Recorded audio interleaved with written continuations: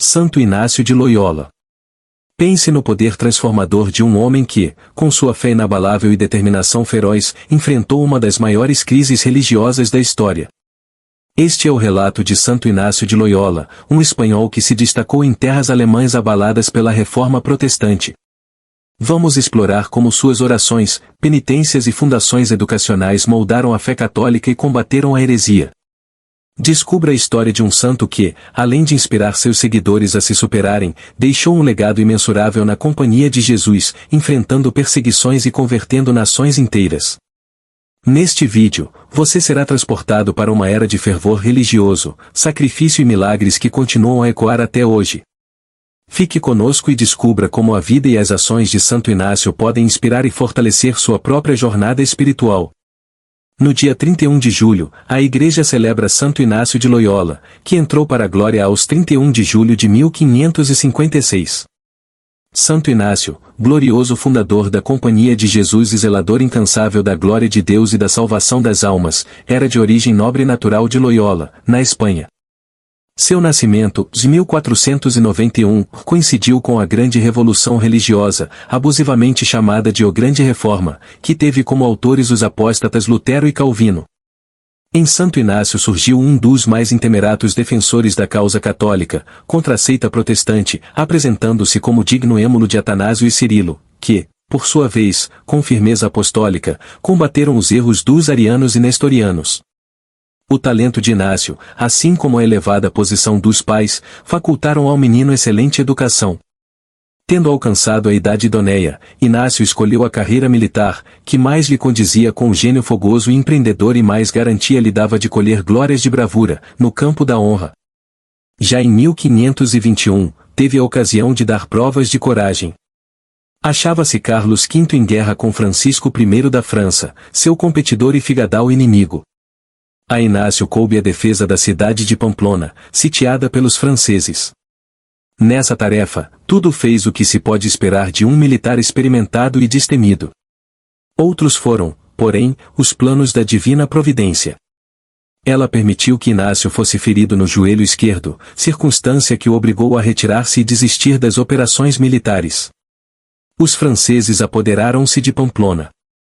Inácio foi levado ao castelo de Loyola, onde adoeceu gravemente. Contra a esperança de todos, restabeleceu-se, e essa cura Inácio atribuiu à intercessão de São Pedro, ao qual dedicava uma devoção particular. Nos dias de convalescença, pediu livros cuja leitura lhe atraísse o espírito. Havia apenas 2 livros, um tratava da vida de Cristo e outro da vida dos santos, livros que de nenhum modo correspondiam ao seu gosto. Como não houvesse outro remédio, começou a lê-los e tanto se aprofundou na leitura dos mesmos que daí lhe resultou uma mudança completa no íntimo. Diante do Espírito, surgiu nítida a resolução de seguir doravante a Jesus Cristo e trabalhar unicamente pela honra e glória de Deus. Logo que se sentiu com forças, procurou Montserrat, célebre santuário de Nossa Senhora, onde recebeu, contrito, os sacramentos da confissão e da comunhão. Em sinal de renúncia a tudo que o ligava a este mundo e à vida passada, depôs a armadura sobre o altar de Nossa Senhora e vestiu-se de roupas pobres e humildes. A noite toda permaneceu em oração, nos degraus do altar da Santíssima Virgem. No dia seguinte, dirigiu-se à cidade de Manresa, distante 3 léguas de Montserrat. Era dia da Anunciação de Nossa Senhora.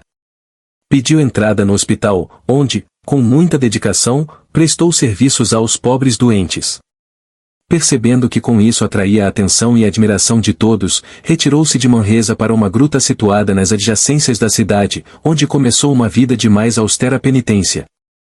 Durante a estadia na gruta de Manresa, compôs aquele livrinho admirável dos exercícios espirituais, que é geralmente considerado uma obra de inspiração divina e de uma utilidade como igual a muito poucas.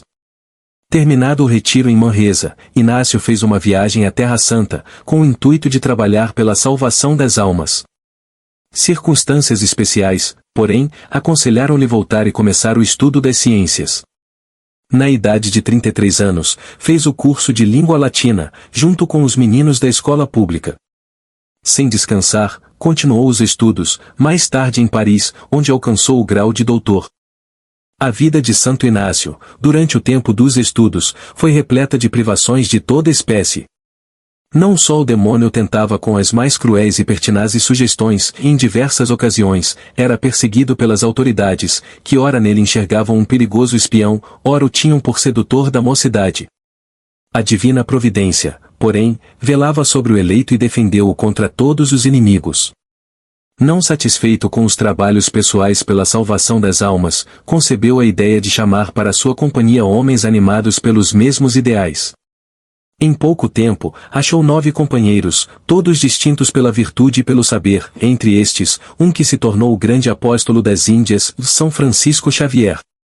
No ano de 1534, este pequeno grupo se reuniu na igreja de Nossa Senhora, no Montmartre, em Paris, e, tendo recebido a Santa Comunhão, todos se comprometeram, por um voto, a abandonar o mundo, ir a Jerusalém e trabalhar na conversão dos infiéis. Caso, porém, fosse impossível empreender a viagem no decurso de um ano, ofereceriam seus serviços ao Santo Padre. A viagem, de fato, tornou-se realizável por causa de uma guerra entre a Turquia e Veneza. O Santo Padre recebeu com muita cordialidade os jovens professos, e tendo-se convencido do seu preparo intelectual e ascético, mandou-os a diversos lugares, para exercer a nobre missão. Inácio ficou em Roma, onde desenvolveu uma grande atividade entre a juventude, dando-lhe explicações da doutrina cristã, convidando principalmente as crianças a receberem frequentemente a Sagrada Comunhão. O resultado dessas pregações foi grandioso. Foi nessa época que Inácio começou a ocupar-se com a ideia de fundar uma ordem religiosa, cujo fim fosse de todos os modos trabalhar pela salvação das almas. Com o consentimento do Santo Padre, elaborou um regulamento, que servisse de base à nova ordem. Esta se fundou em 1540 e recebeu o nome de Companhia de Jesus. O Papa Paulo III aprovou a regra, que mais tarde teve a aprovação de outros papas e do Concílio de Trento. Os membros da nova companhia elegeram Inácio como primeiro superior geral, dignidade que o santo aceitou só por obediência. Inácio fixou residência em Roma, de onde mandou seus companheiros a diversas cidades e países, depois de lhes ter dado as instruções necessárias sobre o modo de se haver no meio do mundo. A todos recomendava a prática da abnegação pessoal, segundo o exemplo de Cristo, que diz: "Em quem quiser seguir-me, abnegue-se a si mesmo e siga-me." A fama do espírito apostólico dos religiosos da Companhia de Jesus espalhou-se logo pelos países católicos. Reis e soberanos pediram a Santo Inácio que lhes enviasse padres para dirigirem colégios e fazerem pregações.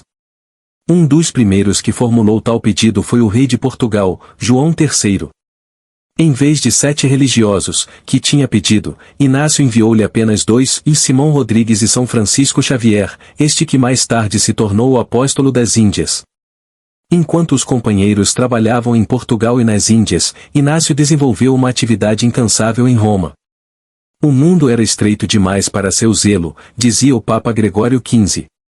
Se pudesse morrer 1000 vezes por dia, de boa vontade 1000 vezes sofreria 1000 agonias, se com isto pudesse salvar uma só alma. Estas palavras do santo caracterizam o espírito de missionário. Não havia classe ou categoria de gente a qual não se estendesse sua atividade e interesse apostólico.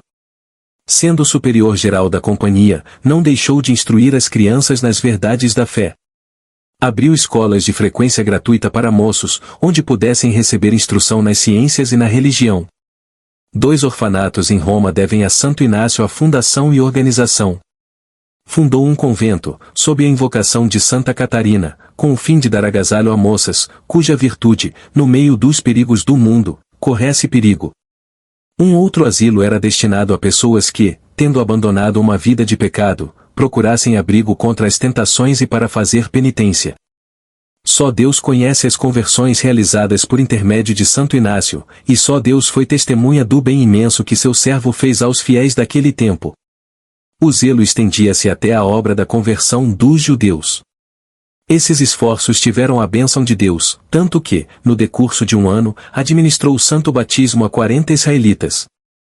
Embora espanhol de origem, Santo Inácio mostrava grande interesse pela Alemanha, que se encontrava profundamente abalada pelo movimento revolucionário da famosa Reforma, movimento que lançou a discórdia naquela nação. Ele mesmo ofereceu a Deus muitas orações, penitências e santas missas para afastar o flagelo da heresia daquele país. Fez mais, ordenou aos sacerdotes da companhia que celebrassem uma missa por mês pela conservação da Alemanha na fé católica. Com grandes dificuldades, fundou em Roma o Colégio Germânico para facultar a jovens alemães o estudo da teologia. Esta fundação ignaciana ainda existe hoje. Chemnitz, um dos discípulos de Lutero, afirmou que, se a Companhia de Jesus não tivesse feito outra coisa senão fundar o Colégio Germânico, só por isso mereceria o título de destruidora da religião protestante. O interesse de Inácio pela salvação da religião católica na Alemanha chegou a tal ponto que mandou missionários à Colônia, Mogunço e outras cidades, com a ordem de combater a heresia e confortar os católicos na luta contra a heresia. Melanchthon, amigo e auxiliar de Lutero, confessou que a atividade desses homens embaraçou muito a propaganda do novo evangelho. Com a notícia da chegada de novos missionários, impressionou-se de tal modo que exclamou: "Ai! Ai! Que será do novo evangelho? O mundo está cheio de jesuítas." É de admirar, pois, que a nova ordem logo se visse rodeada de inimigos? É de admirar ainda que, mais do que qualquer outra, sofresse perseguição atroz? Estimada na Igreja Católica, a Companhia de Jesus é até hoje a ordem mais caluniada e odiada pelos inimigos de Cristo. Parece que Inácio teve de Deus uma revelação a este respeito, pois muitas vezes disse a seus filhos espirituais que a Companhia teria a ventura de ser perseguida pelos inimigos de Cristo e de sua Santa Igreja. Não podia ser de outro modo, porque Cristo disse: "Se a mim perseguiram, a vós perseguirão." Apesar de tudo, a nova ordem se desenvolveu extraordinariamente. Santo Inácio ainda viu seus religiosos em todas as partes do mundo. Dividida em 12 províncias, a ordem possuía mais de 100 colégios e residências. Inácio ainda teve notícia da conversão de povos inteiros à religião católica, soube dos feitos maravilhosos de São Francisco Xavier nas Índias e do martírio de vários jesuítas que sacrificaram a vida em defesa da doutrina que pregavam. Sobejos motivos tinha para reconhecer na sua fundação a obra de Deus, e esta convicção era uma das maiores satisfações do santo homem. Tão ardente desejo tinha de ver Deus amado e adorado por todos os homens, que frequentemente se lhe ouviam da boca as palavras: "Ó meu Deus! Fazei que todos os homens vos conheçam e vos amem." Não obstante, crescia-lhe no coração o desejo de estar unido a Deus. Os olhos enchiam-se-lhe de lágrimas quando pensava no céu e muitas vezes exclamava: "Que tédio experimento do mundo quando olho para o céu." Em orações contínuas, pedia a Deus que o tirasse deste mundo, e essa oração foi ouvida. Uma febre, que pelos médicos foi qualificada de nenhuma importância, trouxe-lhe o cumprimento do desejo. Sentindo a chegada da morte, recebeu os santos sacramentos e pediu ao Santo Padre a bênção com a indulgência plenária. A noite que precedeu seu trânsito, passou-a em êxtase ininterrupto. Antes de exalar o último suspiro, levantou as mãos ao céu e pronunciou os santíssimos nomes de Jesus e Maria. Morreu aos 31 de julho de 1556, na idade de 65 anos. O Papa Gregório XV, em 1622, inscreveu-o no número dos santos. A Companhia de Jesus, obra principal de Santo Inácio, ainda existe e são incalculáveis as bênçãos que trouxe à Igreja. Reflexões. Na vida de Santo Inácio, há muitos pontos que nos podem servir de estímulo e edificação. Vejamos alguns apenas. A conversão e santificação de Santo Inácio foi resultado da leitura de livros religiosos. Grande é o bem que um bom livro produz, assim como incalculáveis são as consequências da leitura de um livro mau. A perdição de muita gente teve início com a leitura de uma obra perversa. Muitos outros se conservaram bons ou voltaram ao bom caminho devido à influência benéfica da boa leitura que fizeram. Daí tira a conclusão e formula teus propósitos. Só o interesse inspirou a vida de Santo Inácio, da glória de Deus e da salvação das almas. A este interesse, sacrificou e subordinou tudo.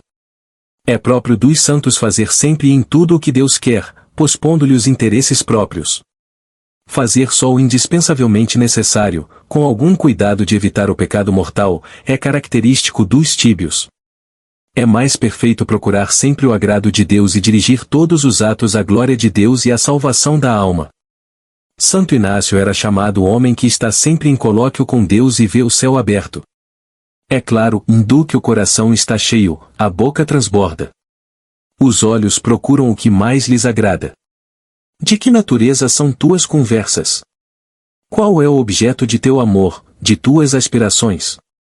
A que mais se prendem teus pensamentos? A Santo Inácio eram muito correntes as palavras, vence-te a ti próprio. A vida do servo de Deus, desde o tempo da conversão, foi a fiel interpretação deste lema. Vencendo-se a si, tornou-se um grande santo. Vencer-se a si próprio deve ser o programa de todos que pretendem chegar à perfeição. O mundo é um vale de lágrimas e misérias porque o primeiro homem não se soube vencer. O inferno está cheio de homens que lá estão porque não souberam se vencer. O céu regurgita de santos que devem a glória ao combate contínuo que sustentaram contra a natureza. Vence-te a ti próprio e terás garantida a tua salvação. Não há outro caminho para a santidade senão o da abnegação e da mortificação. Anima-te, pois. Começa resolutamente. Uma única mortificação, feita com decisão, é mais agradável a Deus que praticar muitas boas obras, ó Santo Inácio. Santos cuja memória é celebrada hoje. Em Milão, o bispo mártir São Calimério, que, preso pelos soldados de Antonino, horrivelmente mutilado e com a espinha quebrada, foi atirado a um poço. Em Siena, na Toscana, a morte do bem-aventurado servo de Deus João Colombini, fundador da Ordem dos Jesuítas. Homem de posição em Siena, sua terra natal, casado e pai de 2 filhos, mudou de pensamento devido à leitura de um livro. Dedicou-se em seguida exclusivamente a obras de caridade e fundou uma congregação de leigos, cujos fins são a oração, a meditação e a caridade. Faleceu em 1367. Santo Inácio de Loyola, rogai por nós. Oremos, Deus eterno e todo-poderoso, que escolheste Santo Inácio para promover a maior glória de vosso nome, concedei-nos que, combatendo nesta vida, com o seu auxílio e exemplo, mereçamos ser coroados com ele no céu. Por nosso Senhor Jesus Cristo, vosso Filho, na unidade do Espírito Santo. Amém.